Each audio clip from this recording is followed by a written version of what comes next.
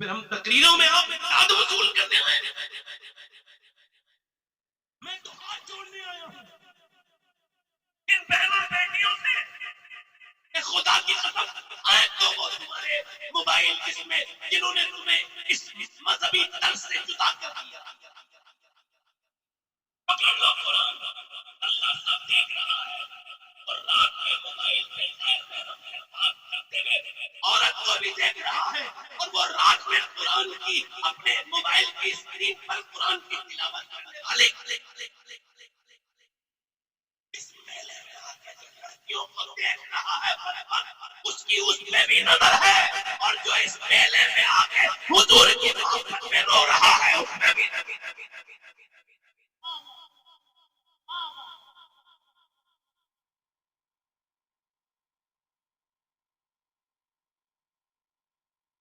पानीपत करनाल में एक बच्चा पैदा होकर रोने लगा। 1-2 दिन 3 दिन इमाम आजम की नस्ल से 1 महीने लगातार इलाज के बाद भी ठीक।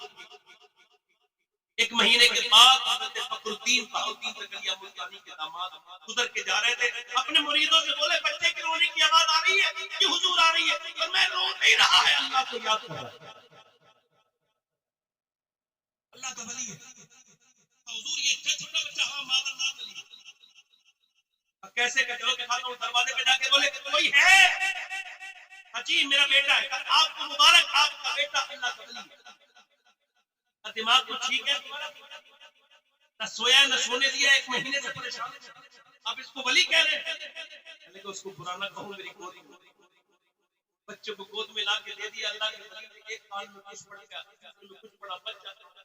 लेकिन साहब ये क्या, बच्चा सुनते ही खामोश हो गया। क्या पढ़ के होता है? मैंने तो बड़ी बड़ी दवाइयां खिलाई, बाद में बताऊंगा, पहले बताओ इसकी माँ कुरान की बात करता है। हाँ वो तो सुनो, जब ये अपनी माँ ने बैठते रोटी बनाते, कुएं से पानी भरते, और जब सोते जागते माँ इतना कुरान पढ़ा, इतना कुरान पढ़ा, इतना कि बेटे को माँ के पेट के अंदर कुरान सुनने की आदत पड़ गई। उस बच्चे की रूह की ग़िज़ा कुरान की तिलावत बन गई। जब माँ के बच्चा पैदा हुआ, माँ गंदगी में चली गई, जचगी में चली गई, कुरान उसने पढ़ा नहीं। बच्चे को कुरान की भूख लगी थी, तुमने उसको सुनाई, अपने तुमने उसको दवाइयां खिलाई।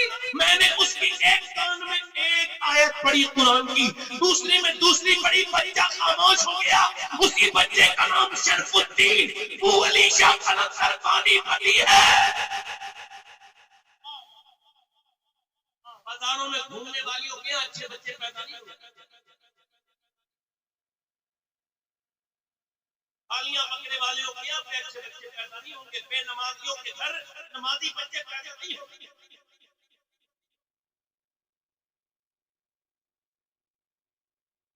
लग रहा है आपको, लग रहा है, जोर से बोलो सुभान अल्लाह।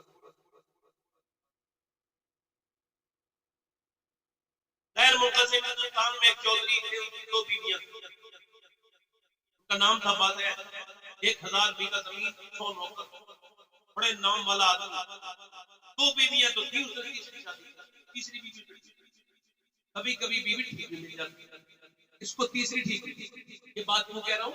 इस वजह से कि उसकी बीवी नमाज पढ़ती, वो दोनों पढ़ती थी, दोनों पे नमाजी थी। ये नमाज चाहिए, नमाजी भी थी, अल्लाह वाली भी थी। नमाज पढ़ के अगर घमंड कर ले तो इंसान बेकार हो, इसीलिए।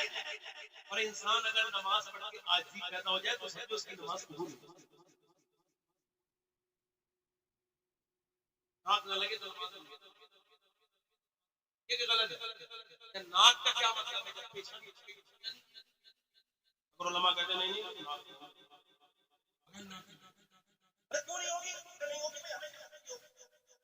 अब बड़े उलमा उनसे पूछो तो वो उसकी सही हिकमत बताएंगे, मगर जो मेरे समझ में आई बड़े उलमा बताएंगे। मैं तो बता रहा हूँ आपको, मेरे समझ में आया कि नाक का मतलब है इज्जत।